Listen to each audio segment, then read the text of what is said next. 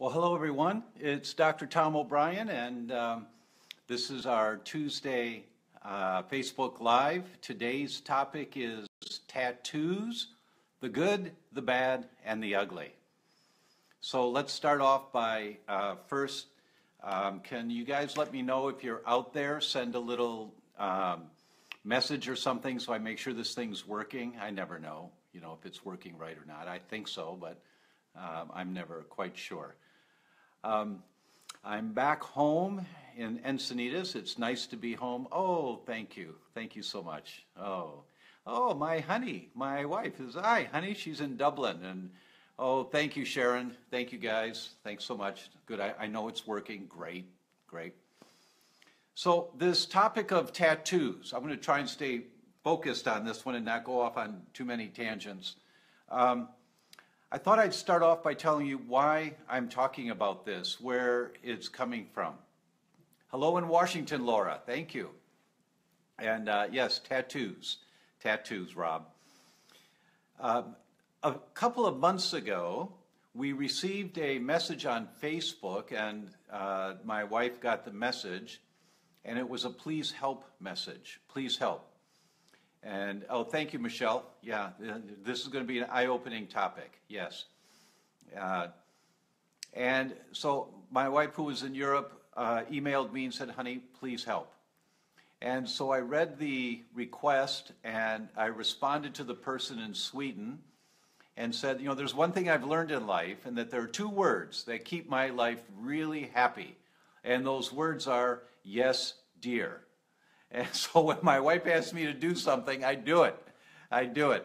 If I can't or I won't for some reason, I better be willing to pay the price, whatever that price would be, right? So this was a person who was writing about his friend, a 28-year-old single mother of a 4-year-old. And she had been diagnosed with necrotizing autoimmune myopathy.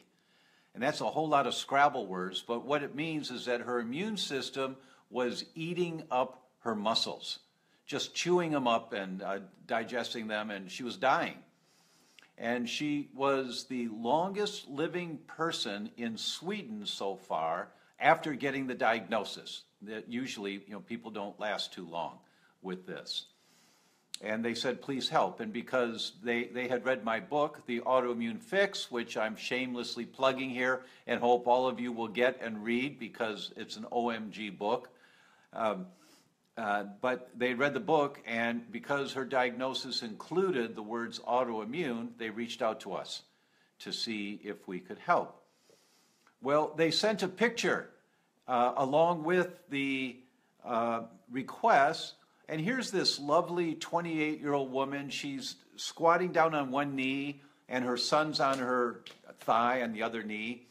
And, they're kind of similarly dressed, so they looked really cute. And she had 3/4 length pants on and 3/4 length blouse. And what you could see on her arm was that it was all tattooed, all the way down into the hand, all the way into the fingers, on both sides. And her legs were the same that you could see. Both hands, both legs into the feet. I can only assume, hi Ann Darcy in Tipperary, Ireland. Hello Ann, it's nice to hear from you. Thank you. You can only assume that this woman also had tattoos on her chest and on her back and covering most of her body. One can only make that assumption. So one of the messages in the book, The Autoimmune Fix, is why is your immune system attacking your own tissue? Where is that coming from? Hello, Wendy in Wisconsin. Thank you. And guys, some people think it's a nuisance when I say these greetings, but I really like it when you respond, and just say who you are. Oh, Houston's in the house. Well, thanks, Roxanne. Hope you guys are doing well down there. We have, actually, everyone, we're going to announce a program tomorrow for all of the people in Houston. One of my friends there, Dr. Juan Chang, has a great clinic there, and we're going to ask our tribe of people to order food from Vital Choice and from Thrive Market, and they're going to add extra to the order and send it down gluten-free food. Because imagine that you're a mother of a child and you found out that his attention deficit was because he was gluten sensitive. But now the only thing you can get to feed them is white bread bologna sandwiches. And you're grateful for food, but you don't have your food. So we're sending all this food down to Dr. Chang's office. He's going to be a distribution center for the gluten-free world down there. So you'll see, if you sign up, oh, thanks for all the hearts. Thank you. That's really nice. If you're not on our email list, if you go to theDr.com, theDr.com, hello, Jorge in Peru. Oh, thank you. Go to theDr.com and just register there so that you get our announcements of things like this, right? So that, you know, if you can spend $20 and Vital Choice is going to match that, so they're going to send $40 worth of tuna fish down there, canned tuna fish. So the food that people need to survive that's good for them and not just garbage food. So back to this woman with necrotizing autoimmune myopathy. So the question in the book is, why is your immune system attacking your own tissue? That's the bottom line for autoimmunity. Why? Where is it coming from? And some of you heard me say this before, but it's worth saying this again. Hello, Anthony in Toronto. Thank you. Thank you. I'm going to say it again. You know, when you've got symptoms, whether it's diabetes or autoimmune necrotizing myopathy or migraines or attention deficit, when you've got symptoms, it's like you've fallen into a pond. You've fallen over a waterfall into the pond below, and you swim up to the surface, and you're okay, you know, you're staying afloat, but the water's coming in from the waterfall, so the water's really turbulent. So you're in this turbulence of diabetes, this turbulence of every day with attention deficit and your kids acting out in school. You're in this turbulence, and everybody's looking for the life jacket so you can float in the turbulence. And the life jackets are important, but you've got to go back upstream before the waterfall to figure out what fell in the water that eventually went downstream and fell over the waterfall. So that's what I said to these people, is why is your immune system attacking your muscles? One can only assume that having tattoos over a large percentage of your body may have something to do with it. It's kind of like, you think? Maybe? Maybe? I'm not saying absolutely, but maybe. So just check. And you check for antibodies to your own muscles. You check for antibodies against the toxic chemicals. So that's what I'm going to tell you guys about now with tattoos. And I've got 5 research articles here. I've got 12 total, but I've got 5 of them here that we're making available to you. You can, my wife, Marzi, will put the link in here. You can just click on it and get these articles. And I just thought of this 20 minutes ago. You know, that's my style, I guess. I'm sorry. So it's going to take, it may take more than 20 minutes to get the link in, but we're going to put the link in there. We have to create the link and get the articles uploaded to it, and then you can click on it to get them. You know, but we're going to get the articles to you so that you can read these articles. The first thing I want to talk about is the toxicity of inks. Oh, you're welcome. You're welcome. That's really nice of you to say. Thank you. Thank you, Richard. The toxicity of inks. You know, people don't think about this, but you're injecting a toxic substance into your body, and it stays there permanently, leaking into the lymphatics, into the muscles, and for some people, it causes a problem. So this study in the Journal of the European Academy of Dermatology talks about microbial status and product labeling of 58 original tattoo inks. And what they said was that 6 of the 58 unopened bottles, they were unopened, but they were contaminated with high levels of bacteria pathogenic to humans. So when you poke their skin with this stuff, you're putting bacteria directly into your skin. One of the 6 samples of previously used stock bottles was contaminated, but 10% of the unopened bottles were contaminated with bacteria. That means the process that they put the ink in or something, bacteria got in there and it was thriving in there. Robin, you said your son's tattoos are with organic ink. Does that make a difference? Hopefully it does. I'll talk about some things to look for. The physical sealing of the bottle was leaking in 28% of the products. 28% of the products were leaking, which means bacteria can get in there because they weren't packaged properly. That's the first article. The second article is called Cosmetic Tattoo Pigment Reaction. And this is from the School of Medicine, Department of Dermatology, University of California in San Diego. Came out in July of last year, July of 2016. And they show the case of a woman. There's a popular approach now. It's called micropigmentation for permanent cosmetic makeup. You know, it's like doing something up here or something, and it's permanent. Well, this is the picture in the medical journals of the woman who had that done. And this was after 10 days on steroids, and that her immune system was causing all this inflammation because of the toxicity of just what was around the eyebrows. Just because of that, it was under her eyes, it was affecting her vision, it was on her cheeks. She'd been on steroids for a number of days already, and they weren't working. And they wrote this case up to say, hey, you need to be aware of this kind of stuff.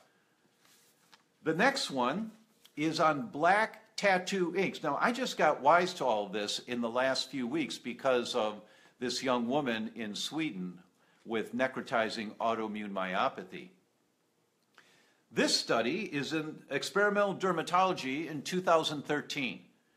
And they looked at black ink, and they said, you know, black inks are nasty.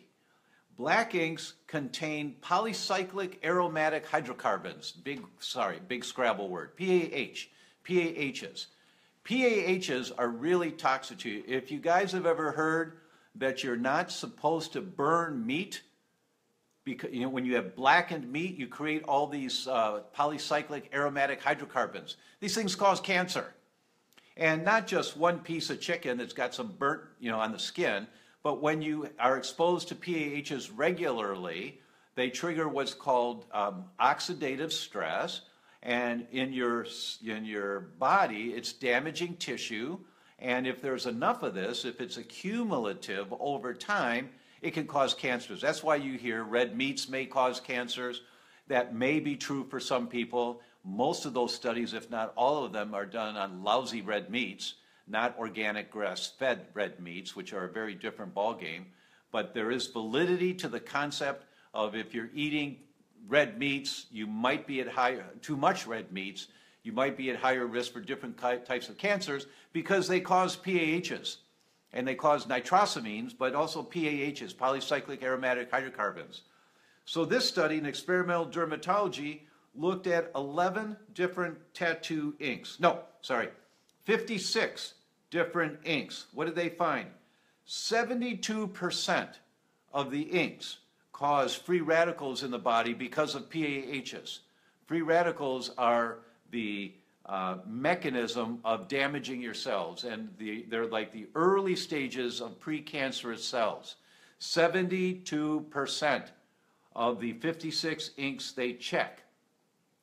10 of the 11 black inks had PAH concentrations exceeding the European Council's recommended level. And all 11 of them exceeded the recommended level for benzopyrenes. Benzopyrenes are nasties.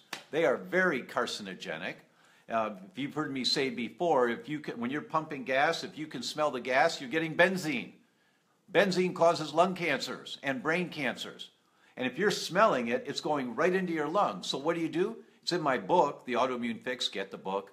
But it's in the book, you walk around to the other side of the pump so you're downstream and you don't smell the gas anymore, right? You have to pump gas. But we have to get wise to these types of things.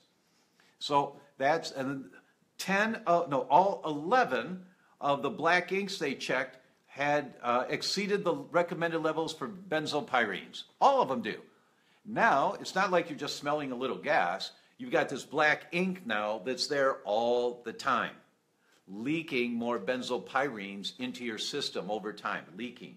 It's just like heavy metals that accumulate in your body. It's not that the last piece of tuna is the one that's going to give you mercury toxicity, but rather you get a little bit more mercury, which it gets into your body and it gets stored in there, and then you cross a line when you've had the threshold, the straw that breaks the camel's back, and now you've got a big problem. It's the same with tattoos. They're accumulative. So I don't know that one tattoo is a problem, but they certainly are producing benzopyrenes. They are. And now, was it a level that's going to be a problem? Well, I don't know. If you eat red meats all the time, you know, or if you are drinking pop, or if you're living in a major city, so you're inhaling other forms of toxicity, it's the accumulative level that causes the problem. Hi, Misty. Nice to see you. Thanks for joining. The next study is in the Journal of Cutaneous and Aesthetic Surgery. This came out in 2015. Complications of tattoos and tattoo removal. Stop and think before you ink. You know, these docs are trying to tell, cute little title, they're trying to tell us that, and what they say in this study, superficial and deep local infections, systemic infections, photodermatitis, granulomatous reactions, which means like these scabs, these almost like permanent scabs on your skin that come up. They're granular, they're added tissue that grows there. And this study in the Journal of Cutaneous and Aesthetic Surgery is talking about that. So these are just 5 studies. My friend, who most of you know, he's smarter than most doctors, but Sire G, Green Med Info, has put together he just sent out an announcement, I think it was yesterday or 2 days ago, about tattoos, and say, you know, you might want to be cautious about tattoos. And I wrote to him, I said, hey, Sire, how you doing, man? Listen, we're on the same page. Give us a link, and we'll just put your article accessible to everyone. And so Marzi, my wife, will put the link here. Oh, thank you, Michelle. Thank you so much. Michelle says, just join your video. Let them know you appreciate it. All right, yeah, I do. And Kelly Goodlander Callahan, hello from Idaho. Hello. Thank you so much for joining. So we're going to put the link here so you can read Sire's comments about it also. He always has great things to say. And we also will have the links for you to download these 5 articles that I've just summarized here for you. So I also wanted to tell you, well, there was one more thing I wanted to tell you before I give you the summary on what to do about all this stuff, not just scream wolf, but what do you do about it? And I missed that article. Where is it here? Oh, here it is. Tattooing, this is in the International Journal of Infectious Disease. Tattooing and the Risk of Transmission of Hepatitis C, a systemic review and meta-analysis. And they looked at 83 different articles about tattoos and hepatitis C.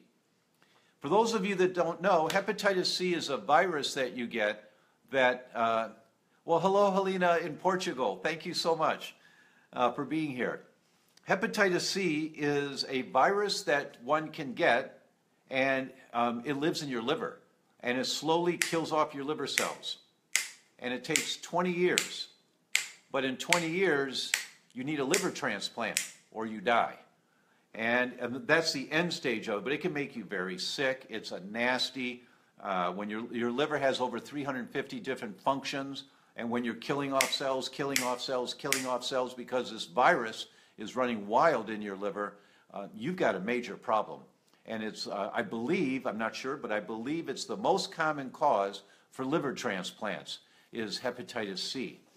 So they looked at 83 articles on tattoos and the development of hepatitis C. Now, it's not that you're 10% more likely to get hepatitis C if you have tattoos, or 20%, or 50%, or even 90%. It's 274% more likely to get hepatitis C if you've got tattoos. 274%. That is unbelievable to me. But here's why. The guy that's giving you the tattoo, they dip the needle in the ink. Well, that ink was used for somebody else. Hopefully they're using a new needle for you, but the ink, they've got these bottles of ink, they're dipping it in here, and then they're dipping another ink. That needle was in somebody else's, if the needle was not in somebody else's skin, their needle went into that ink. And now if your needle is going into that ink, you can get the virus just from that. Or you can get bacterial infections just from that. So what do? Well, first I have to acknowledge that tattoos have been around for thousands of years, very ritualistic. A lot of ceremony around tattoos used to be. Nowadays, you know, there was a great commercial I saw for Visa a few years ago. And some of you may remember the song, Oh Donna, Oh Donna, Oh Donna. I can't sing very well, but you know that song.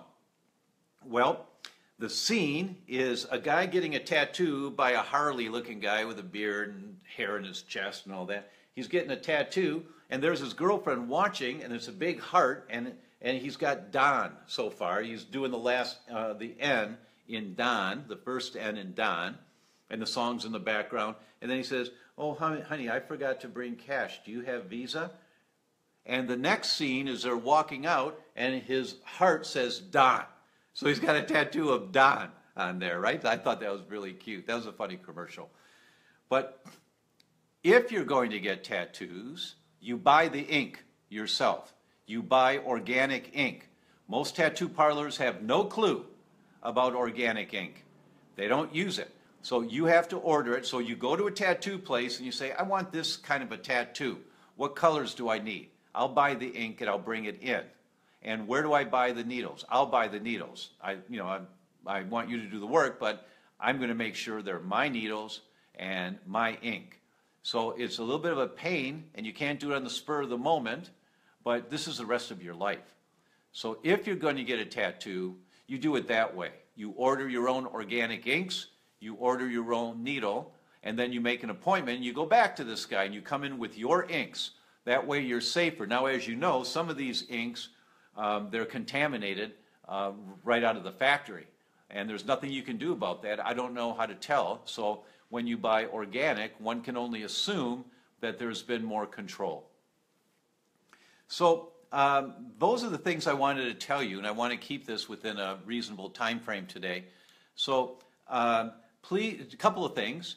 Share this with your friends. Anyone you know has got a tattoo, tell them, hey, you just need to listen to this. And so they can check. Now, how do you know if you're going to have a problem with the tattoo?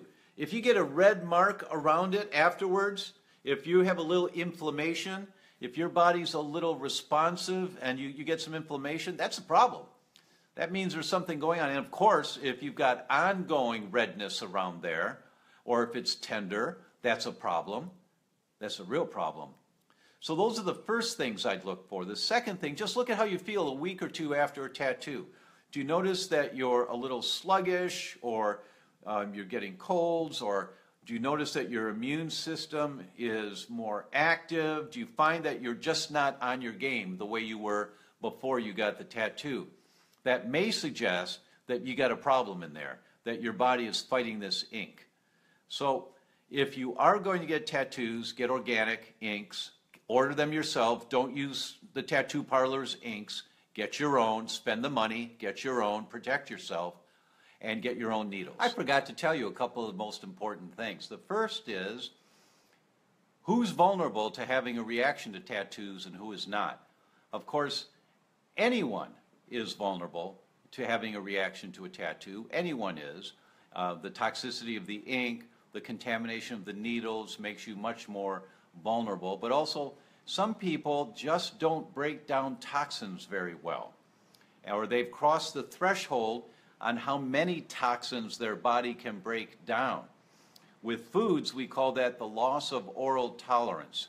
In this situation, it would be the loss of biochemical tolerance, the loss of the chemicals that we're exposed to in our lives when we cross a threshold and we can't deal with them anymore and we have to fight them.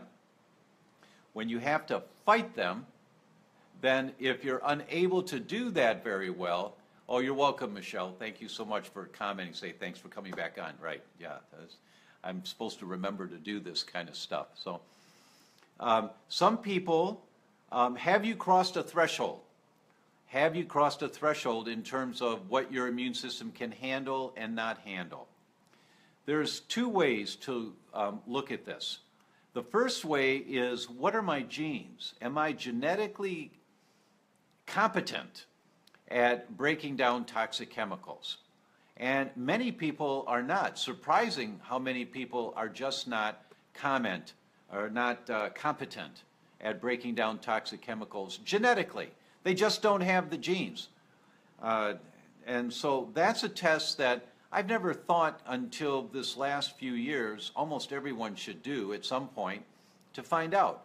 If you're genetically sensitive to not methylating very well, that's one of the paths of detoxification. If you're genetically sensitive to not methylating very well, then you need to see, am I methylating very well? And there's other tests for that.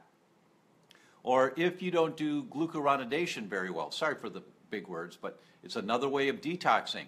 And if you genetically are not able to glucuronidate very well, you need to see. Then you do a test to see, how well am I glucuronidating? Or if you do not produce enough glutathione, genetically you just don't have the genes that allow you to produce the most powerful antioxidant that grabs all these free radicals.